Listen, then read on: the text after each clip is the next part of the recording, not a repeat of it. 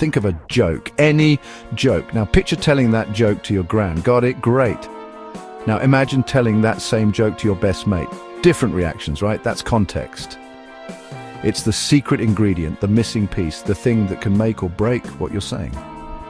Online, context is often the first thing to go. Words get twisted, what people mean gets lost, and suddenly a little joke can seem like a big fight. It's like playing telephone, but everyone's yelling and no one knows what's going on. Without context, we only have bits and pieces, little parts of the story that can be easily changed. It's like trying to do a jigsaw puzzle with half the pieces missing. You might think you see the picture, but you're probably missing a big part of it. And believe me, in the wrong hands, that missing part can be used against you. Let's talk about satire. It's tricky. It's like holding up a funhouse mirror to London, twisting things to show what's wrong.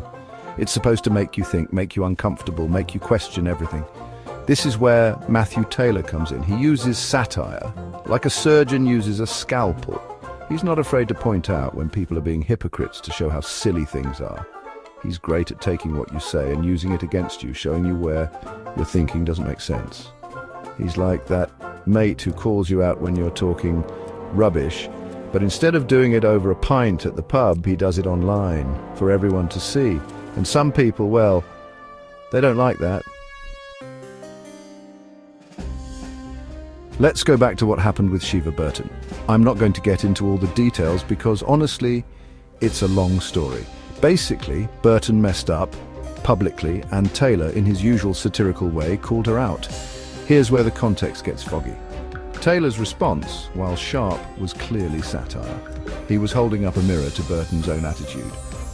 But people who wanted to make him look bad left out that important bit of context. They ignored the irony, the joking around, and made it look like a mean attack.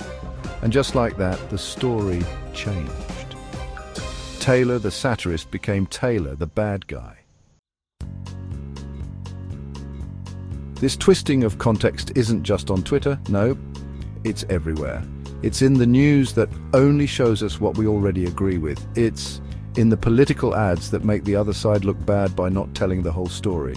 It's in everyday chats where we jump to conclusions without knowing all the facts. We live in a world where information is power and context is king. But we're so busy looking at our phones, so bombarded with stuff, that we forget to look for the missing pieces. We accept the shortened story, the easy version, without asking if it's true. So the next time you see a headline that makes you angry or a tweet that makes you want to chuck your phone across the room, stop. Ask yourself, what's the context? What's the real story? Because usually there's more to it than you see at first.